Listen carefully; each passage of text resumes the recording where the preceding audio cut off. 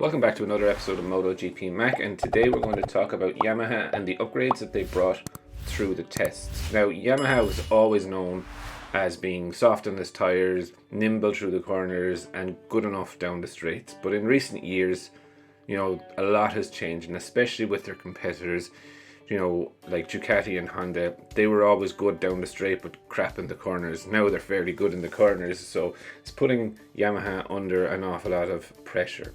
Also, the concept or the philosophy of the M1, in my opinion, has been around too long. It hasn't changed or evolved in the latest kind of, say, engine upgrades, like moving to a V or an L4.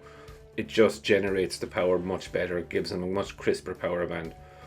And the inline fours, I think, are starting to struggle. Like, even Suzuki are down the end of the speeds in the straights, but Yamaha are close enough to them now. I think they're like 9 kilometers an hour slower than the Honda down the straight, but it's still Quartararo. You can see is unhappy with what he needs to do every lap.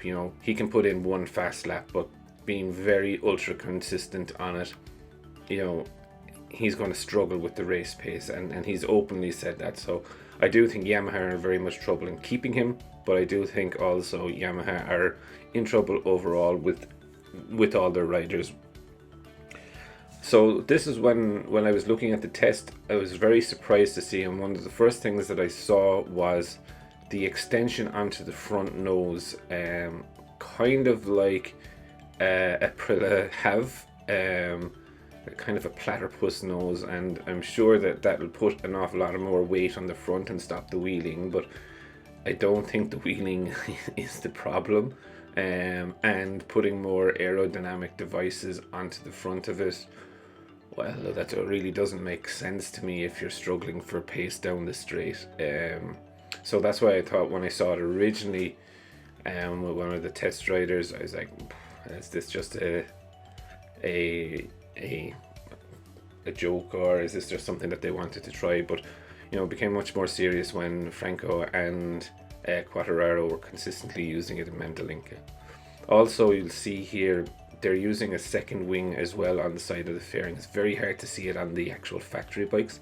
I have an image of it actually on a test rider bike, but you'll see it's another little winglet down low, kind of Ducati-esque as a side winglet, but really, like, I don't understand what Yamaha are doing or even thinking right now, because they're hampered in a straight line. What are they putting more aerodynamic devices on the front? But also, like, their electronics package is just not up to date. The mass damper, the tune damper that Honda and Ducati have, getting the bike to squat down coming out of the corners, they still don't have any of that technology. And it brings me to question, is it a resource issue, or is it a technical issue that Yamaha haven't developed the M1 progressively like the Honda and the Ducati and even Suzuki, KTM, etc. and Aprilia? They've put in an awful lot of work to make sure that the bikes are the best that they can be, but it just seems that Yamaha are still stuck in the same position, spinning their wheels and not really getting anywhere with it.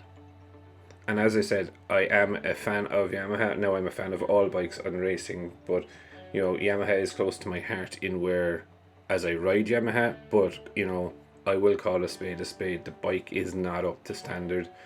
It's probably outdated at this stage, and I'll go with what I said from day one, is Yamaha probably need to look at a whole new concept of bike if they really want to get the championships back. I know winning the Riders one last year, but I see they're massively struggling this year to consistently do that again. And also, it's not just the Riders one, it's also the teams one, which is big for the manufacturers, and I think the manufacturer would want to get back up there. But look, always open to debate, comment, anything like that, and I will see you in tomorrow's video.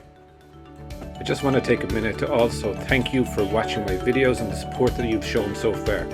If you haven't subscribed already and you would like to subscribe, it would mean an awful lot to me if you did.